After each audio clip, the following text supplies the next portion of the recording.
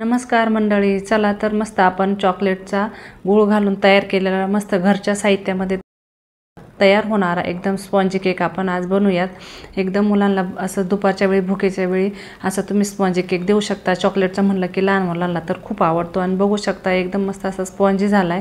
तुम्ही लेंथ याची बघू शकता आणि एकदम असा सॉफ्ट असा आपला केक तयार झालेला आहे। त्यावर तुम्ही चॉकलेट सिरप टाकून खाऊ शकता। चला तर सुरुवात करूया। नमस्कार, मी दीपाली रेसिपी हाऊस मराठीमध्ये तुम्हा सर्वांचे स्वागत आहे। केक बनवण्यासाठी सर्वात प्रथम इथे पातेल्यामध्ये आपण अर्धा कप बारीक कापून घेतलेला गूळ घेऊया। त्यामध्ये 2 टेबलस्पून पाणी घालायचं आणि हे गरम करून गूळ वितळून घ्यायचा आहे आणि चाळणीने गाळून घ्यायचे आणि हे थंड करून घ्यायचे। आपल्याला गूळ वितळेपर्यंतच गरम करायचे। थंड झाल्यानंतर त्यामध्ये 1/4 कप तेल घालायचे आणि 1/3 कप दही घालायचे आणि मिक्सरच्या मदतीने हे आपल्याला एकसारखं मस्त फेटून घ्यायचे। सर्व पदार्थ मस्त एकजीव झाले पाहिजेत। बघा या पद्धतीने आपलं सर्व मिश्रण एकजीव झालं पाहिजे असं फेटून घ्यायचे। ते बाजूला ठेवायचे। आता एका मिक्सरच्या भांड्यात आपण 1 कप रवा घेतलेला आहे। हा बारीक आहे तरी सुद्धा आपण हा मिक्सरला लावून आणखी बारीक करून घेणार आहोत। तर बघा मिक्सरला एकदम बारीक आपण याची पावडर करून घेऊया। आता जे मिश्रण तयार केले त्यामध्ये आपण हा रवा घालायचा आहे आणि आता सर्व मिश्रण व्यवस्थित मिक्स करून द्यायचे। आता यामध्ये आपल्याला जर घट्ट वाटलं तर आणखी आता थोडं थोडं दूध टाकत जायचे, कारण रवा आहे त्यामुळे तो भिजू शकतो आणि भिजल्यामुळे मिश्रण घट्ट होईल। तर यामध्ये आपल्याला जवळपास 3 ते 4 टेबलस्पून दूध लागणार आहे, पण आपण सुरुवातीला 1-1, 2-2 टेबलस्पून यात दूध ॲड करत मिश्रण एकदम असं थोडंसं पातळसर करत जाणार आहोत।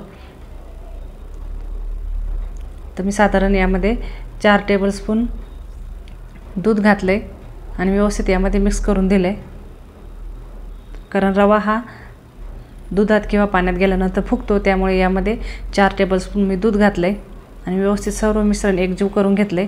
अर्धा तास आपण याला सेट होण्यासाठी ठेवूया। तोपर्यंत आपण इथे एक टीन तयार करून घेऊया, म्हणजे ज्यामध्ये केक बनवायचं आहे ते भांडं तयार करून घ्यायचं। त्याला थोडंसं तेल लावायचं आणि तेल लावल्यानंतर त्याला मैदा लावायचा किंवा तुम्ही बटर पेपर पण टाकू शकता, पण हे असं लावलं का केक एकदम पटकन बाहेर येतो आणि वेळ पण लागत नाही। असं आपल्याला याला ग्रीस करून घ्यायचे। आधी पूर्ण भांड्याला तेल लावून घ्यायचं आणि मैदा किंवा गव्हाचं पीठ टाकू शकता आणि असं ग्रीस करून घ्यायचं आणि उरलेला मैदा काढून टाकायचा। आता आपलं टीन पण तयार आहे। आता इथं गॅसवर एक तवा ठेवायचा आणि त्यावर एक पातेलं झाकण ठेवूया, म्हणजे यामध्ये गरम वाफ तयार होईल। तुम्हाला ज्या पद्धतीने गरम करायचं असेल त्या पद्धतीत तुम्ही केक करू शकता। बघा मिश्रण आपलं फुललेलं आहे। अर्ध्या तासानंतर आपण एक्स्ट्रा दूध घातलेलं होतं ते सुद्धा यामध्ये छान भिजलं गेलं आहे, म्हणजे घट्ट मिश्रण झाले।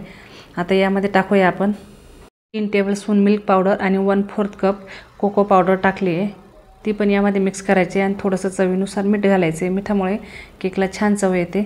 सर्व पदार्थ व्यवस्थित मिक्स करून घ्यायचे। आता हे पदार्थ टाकल्यानंतर मिश्रण घट्ट होणार आहे। आता यामध्ये आपण आणखी थोडंसं दूध घालूया।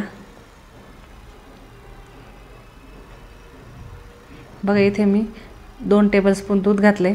आता ते पण यामध्ये व्यवस्थित मिक्स करायचे।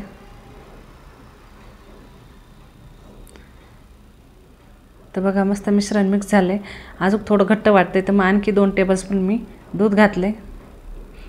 मी नंतर सुद्धा 4 टेबलस्पून दूध घातले। बघा या पद्धतीमध्ये आपल्याला हे बॅटर हवं आहे, जास्त घट्ट नको आहे, त्यामुळे तुम्हाला जसं जसं लागेल तसं थोडं थोडं दूध ॲड करत तुम्ही हे मिश्रण या पद्धतीने करू शकता।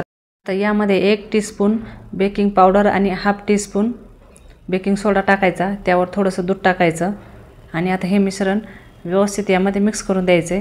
आता हे टाकल्यानंतर आपल्याला बघा मी तुम्हाला दाखवत आहे त्या पद्धतीने फेटायचं आहे। तुम्ही जर असं फेटलं तर तुमचा इतका स्पॉन्जी केक होईल ना। ही मेथड खूप गरजेची आहे। कट आणि पुन्हा राऊंड करायचा, असं कट मारायचा उभा आणि पुन्हा राऊंड करायचा। या पद्धतीने आपल्याला हे 2-3 मिनटं फेटायचं आहे। तुम्ही बघू शकता मस्त एकदम हलकं जाळीदार आपलं मिश्रण व्हायला लागलं आहे। असं झालं की एकदम स्पॉन्जी केक तयार होतो। ही मेथड लक्षात ठेवायची। तुम्ही बघू शकता एकदम मस्त हलकं आपलं मिश्रण झालेलं आहे। ओतताना तुम्हाला दिसत असेल की ती एकदम असं जाळीदार झालेलं आहे। तुम्हाला जी मेथड सांगितली त्या पद्धतीने तुम्ही नक्की करा आणि असं 2-3 वेळा टॅप करायचं। तर बघा तवा गरम झालेला होता, स्टँड ठेवून त्यावर भांडं ठेवायचं। फ्लेमवर 30-35 मिनटं बेक करायचं। बघा 30-35 मिनटात अशी टूथपिक घालून चेक करून बघायचं। काडी जर क्लीन आली तर समजायचं आपला केक मस्त झाला आहे। तर बघा एक 30-35 मिनटात मस्त आपला चॉकलेटचा गुळापासून एकदम पौष्टिक आणि हेल्दी असा केक घरच्या घरी तयार होतो। एकदम मोजक्या साहित्यामध्ये तुम्ही हा केक बनवू शकता।